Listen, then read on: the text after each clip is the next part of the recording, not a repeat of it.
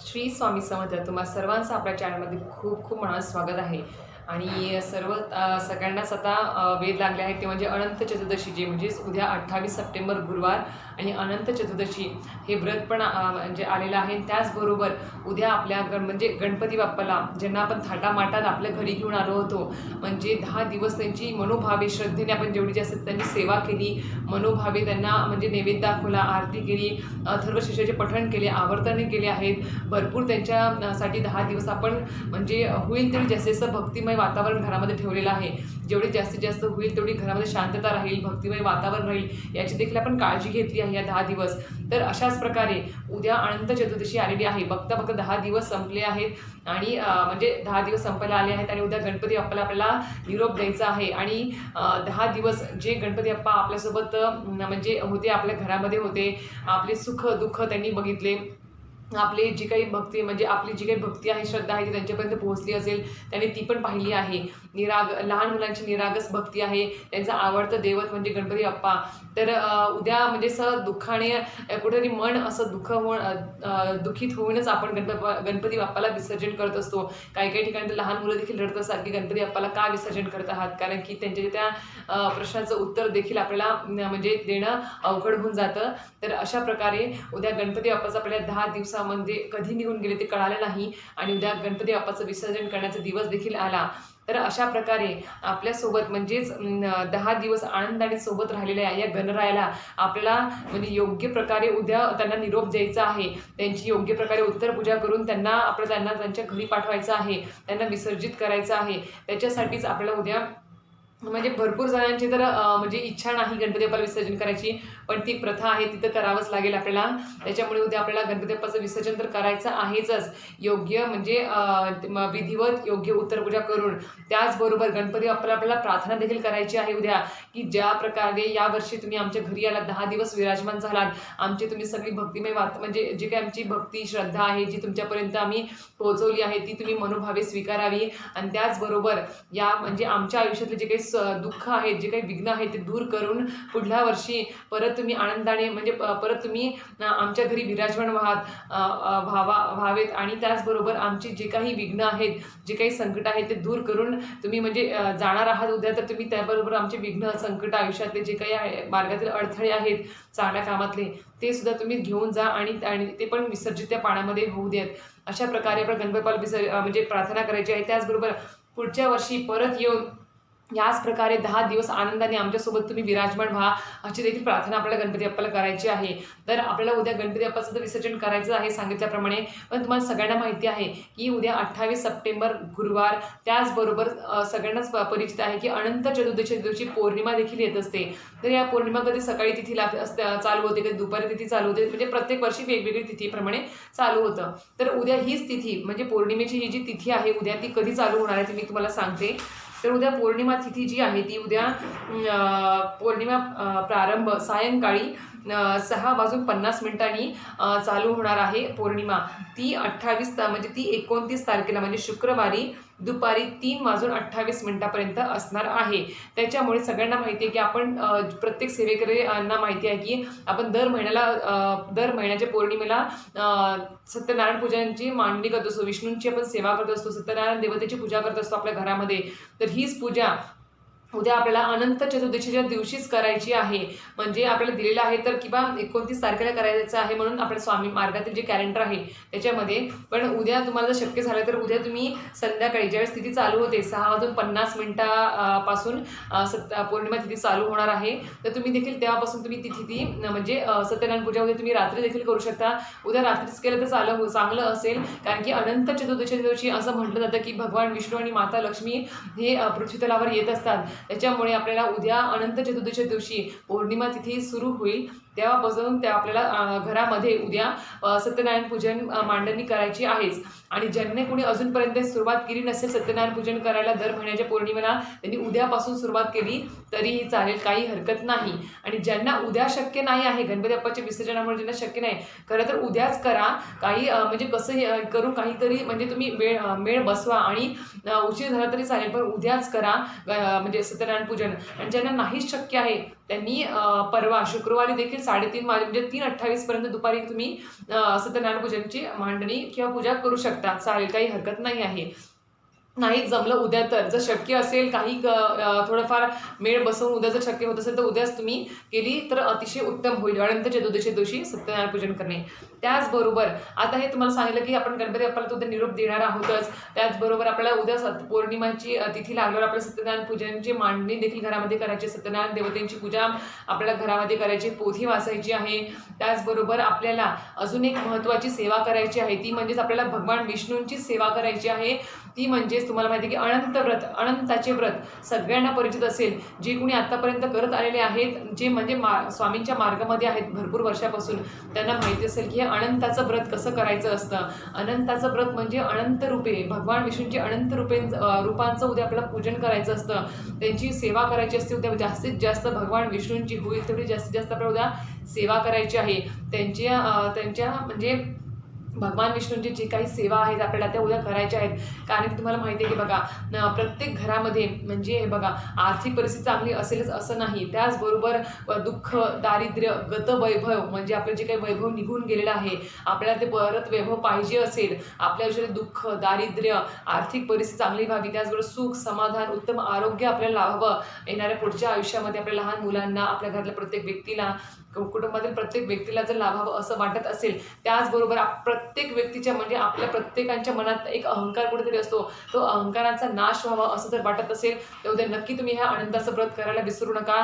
कारण की उद्या अनंताचं व्रत हे व्रतामध्ये सर्वात श्रेष्ठ व्रत मानलं जातं, ते म्हणजे अनंताचं व्रत. तर ह्या अनंताचं व्रत आपल्याला कसं करायचं आहे उद्या त्याबद्दल मी तुम्हाला आता माहिती देते. तर चला तर सुरुवात करूया व्हिडिओला. तर हे बघा सर्वप्रथम आपल्याला उद्या अनंताचं व्रत कसं करायचं, तर कोणी कोणी उपवास देखील करतं. तुम्ही उपवास देखील करू शकता. या उपवासाला तुम्हाला म्हणजे उपवास जर तुम्ही उद्या केला तर उद्या अनंताचा उपवास जो असतो, व्रत असतं, ते जो उपवास केला त्या उपवासाला तुम्हाला फलाहार,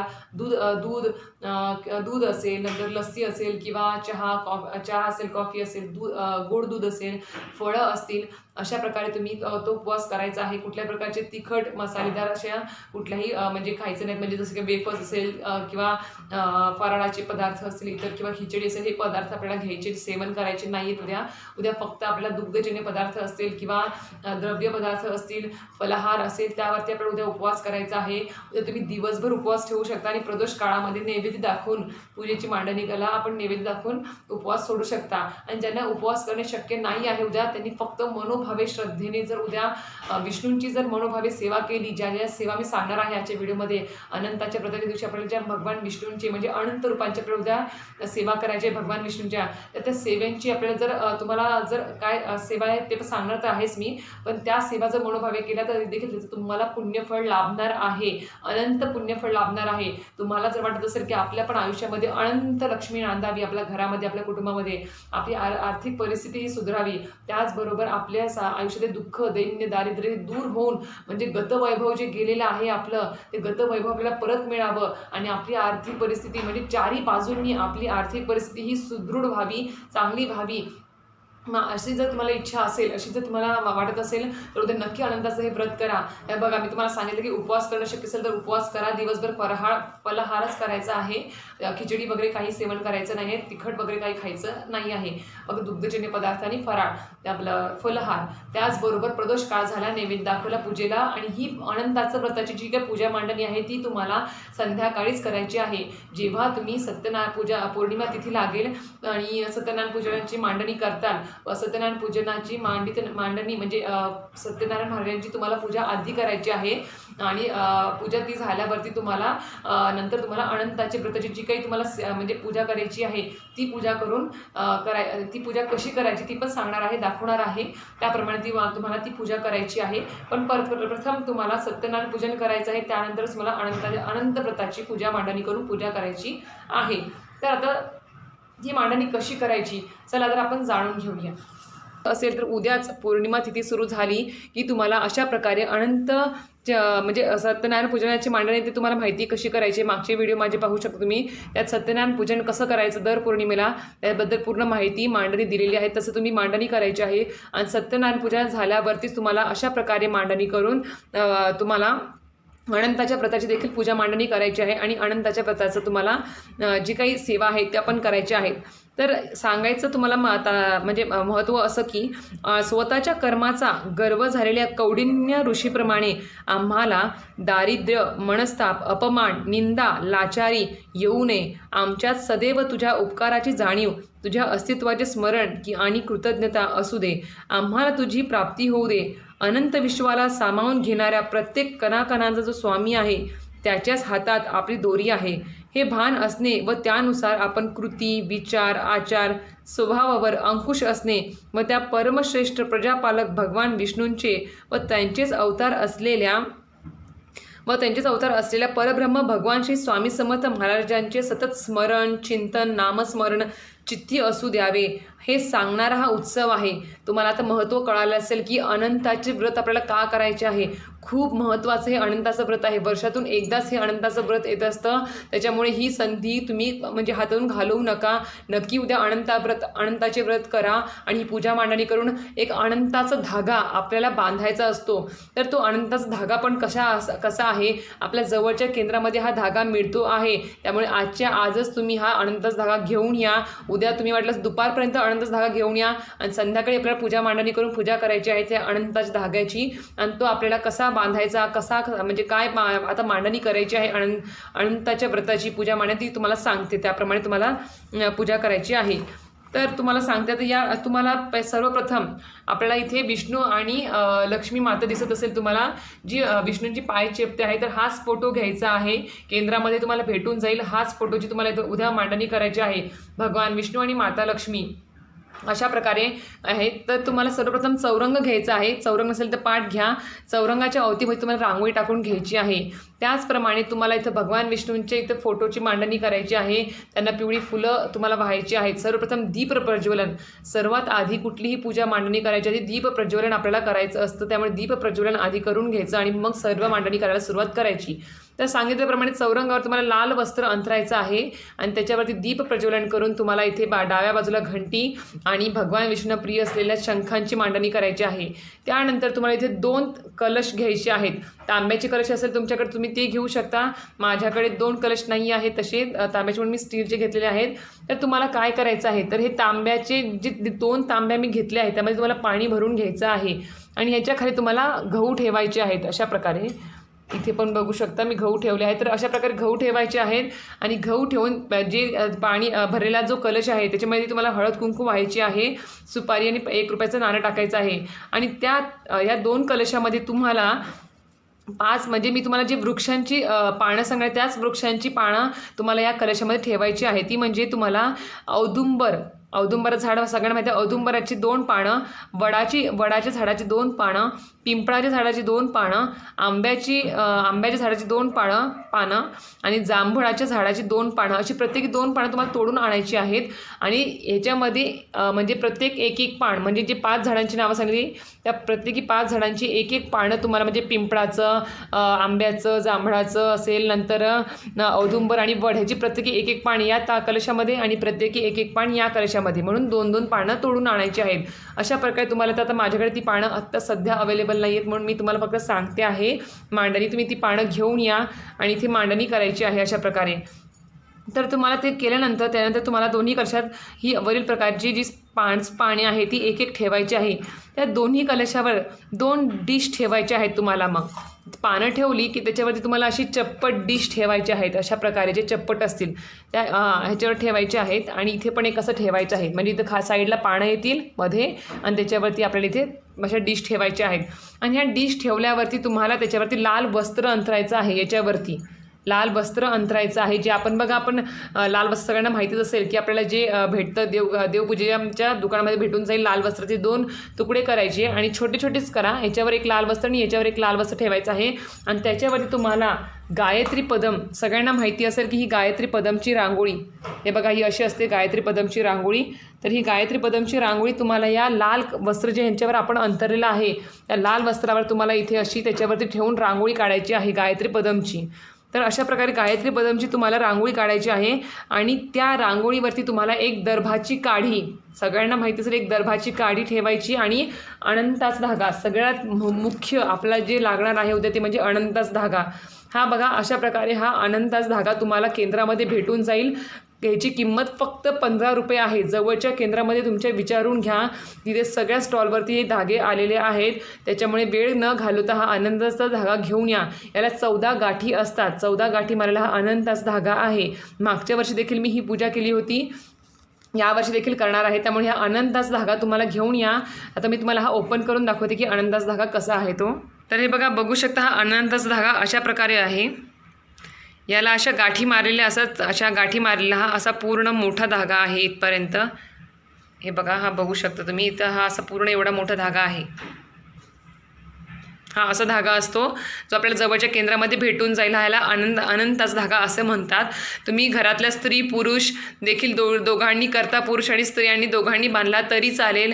आणि जर तुम्हाला हा तुमच्या घराजवळ म्हणजे तुमच्या घराजवळ केंद्र नसेल किंवा तुम्हाला अनंताचा धागा मिळाला नाही, तर तुम्ही जो आपला म्हणजे देवपूजेचं जे काही म्हणजे आहे दुकान, तिथे तुम्हाला कलावा, लाल आणि पिवळा कलरचा एक कलावा भेटतो गोल, तर तो कलावा तुम्ही देखील, त्याची देखील तुम्हाला 14 गाठी त्याला बांधून, प्रत्येक व्यक्तीला जी बांधणार आहे घरामध्ये तुम्ही, त्या प्रत्येक व्यक्तीच्या धाग्याला 14 गाठी बांधून त्याची देखील तुम्ही इथे पूजा करू शकता. तुम्हाला सांगितल्याप्रमाणे इथे 2 कलश ठेवायचे आहेत. गहू आधी, त्यावर 2 कलश, पाणी, त्याच्यामध्ये सुपारी, नाणं, हळद कुंकू टाकायचं आहे. त्यानंतर तुम्हाला त्याच्यामध्ये 5 पानं जी झाडांची सांगितली आहे ती, ह्याच्यामध्ये 5 पानं प्रत्येकी एक, ह्याच्यामध्ये प्रत्येकी एक 5 पानं ठेवायचे आहे. त्याच्यावरती 2 चप्पट डिश जे आहेत त्या ठेवायच्या आहेत आणि याच्यावरती लाल वस्त्र अंतरायचं आहे. आणि याच्यावर तुम्हाला गायत्री पदमची रांगोळी काढायची आहे दोन्ही ह्याच्यावर. आणि ह्याच्यावर एक दर्भाची काडी, याच्यावर एक दर्भाची काडी ठेवायची आहे. आणि जो हा धागा आहे अनंताचा धागा, तो इथे तुम्हाला ठेवायचा आहे. आता तुमच्याकडे 2, समजा तुम्ही म्हणजे एक घरामध्ये एकालाच बांधणार असाल तर तुम्ही एकच ठेवू शकता. आणि जर तुम्ही 2 असतील घरामध्ये तर तुम्ही 2 धागे इथे 2 ठेवायचे आहेत तुम्हाला असे. आणि त्याची तुम्हाला पूजा करायची आहे. आणि आता नैवेद्य काय दाखवायचा पूजेला, तर तुम्हाला 14 चुरम्याचे लाडू, सगळ्यांना माहिती आहे 14 चुरम्याचे लाडू ठेवायचे आहेत, वरण भात आणि अशा प्रकारे तुम्हाला नैवेद्य ठेवायचा आहे. आणि 14 प्रकारच्या भाज्यांची मिळून एक भाजी, तुम्हाला 14 प्रकारच्या काही भाज्या असतात त्या भाज्यांची मिळून एक भाजी तयार करून तुम्हाला इथे नैवेद्य दाखवायचा आहे अनंत व्रताच्या दिवशी पूजेच्या समोर. आता ही झाली आपल्या केंद्राप्रमाणे माहीत म्हणजे पूजा मांडणी.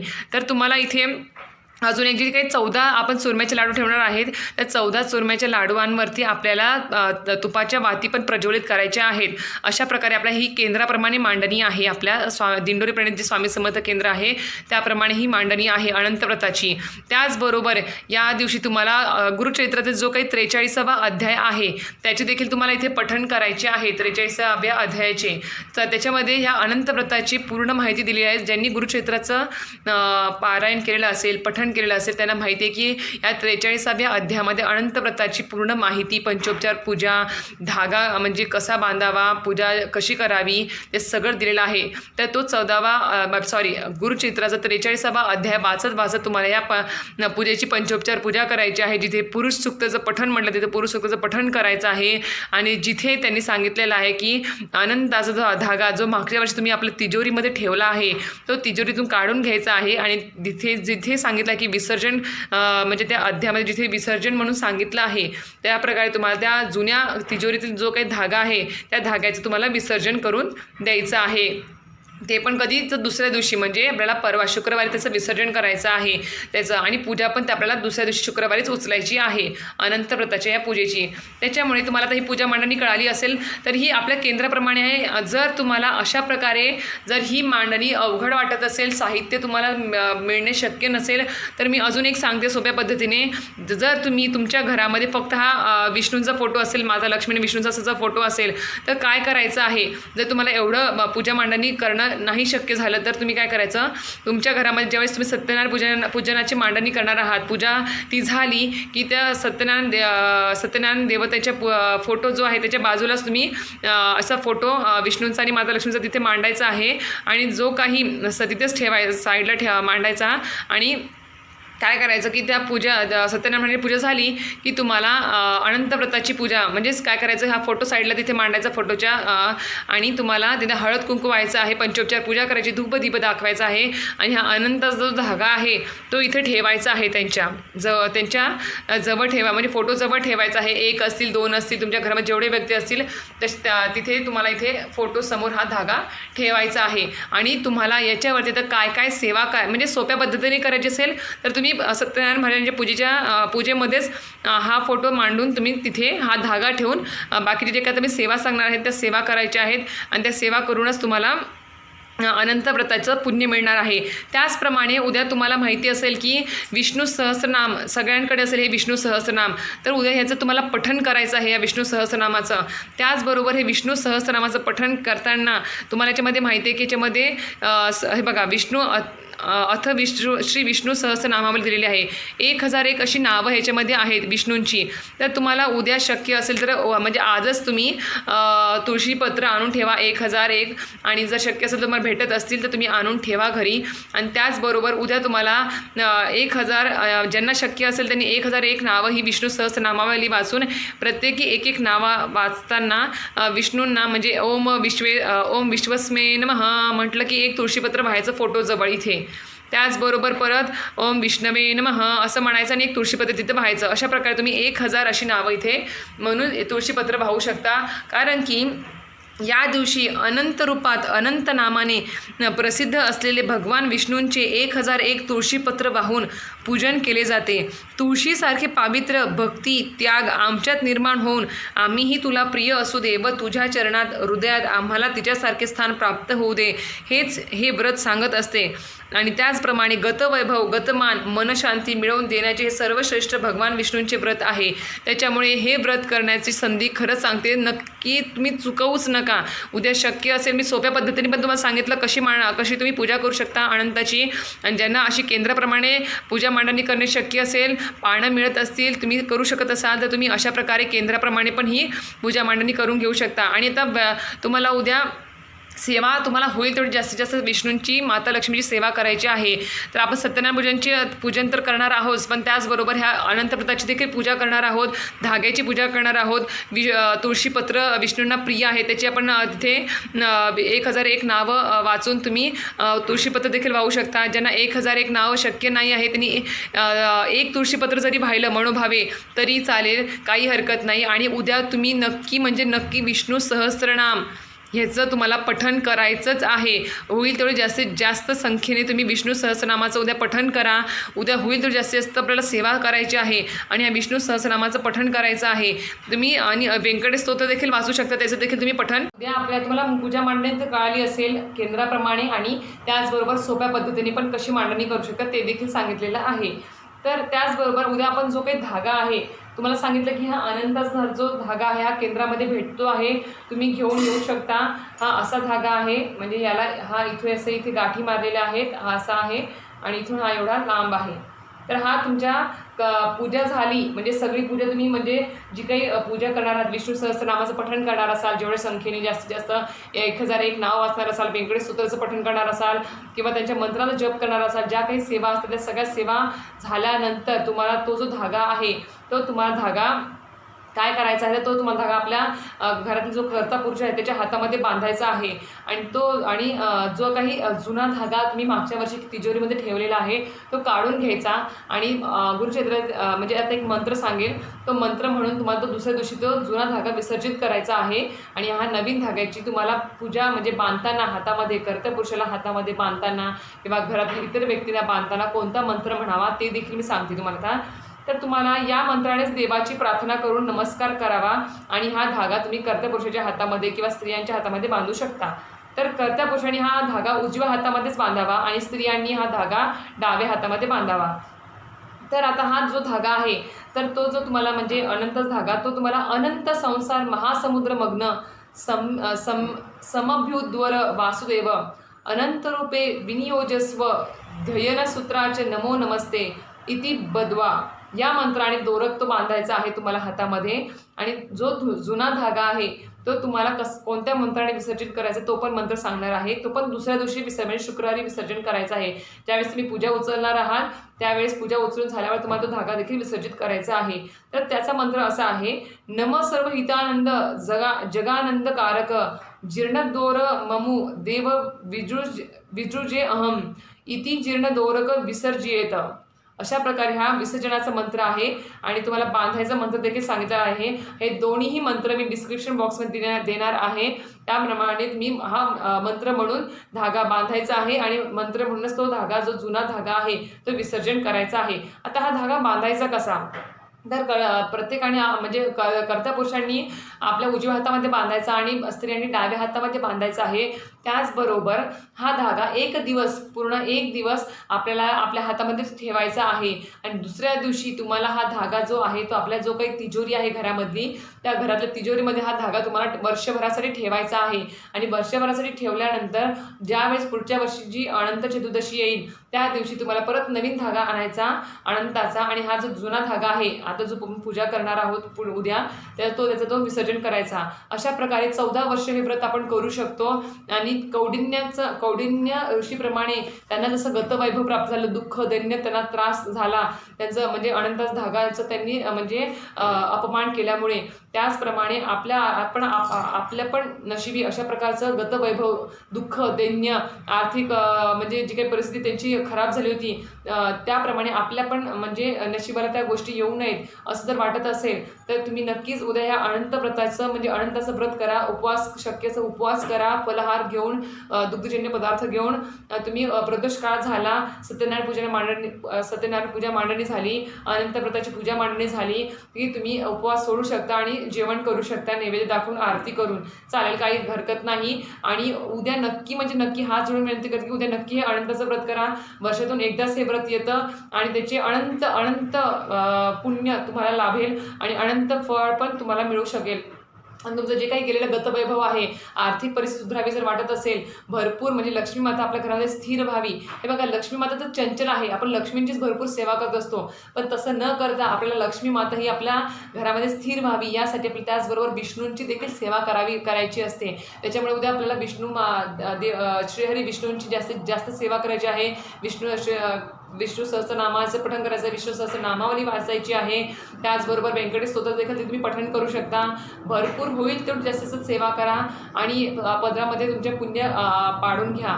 तर अशा प्रकारे ही पूजा मांड दाखवली आहे सोप्या पद्धतीने. पण ज्यांना शक्य असेल आणि ज्यांना अनंतच धागा भेटत नाही आहे केंद्रामध्ये, त्यांनी कलावा जो भेटतो आपल्या सगळ्याच धार्मिक दुकानामध्ये, तो कलावा भेटतो, लाल आणि पिवळ्या कलरचा धागा असतो.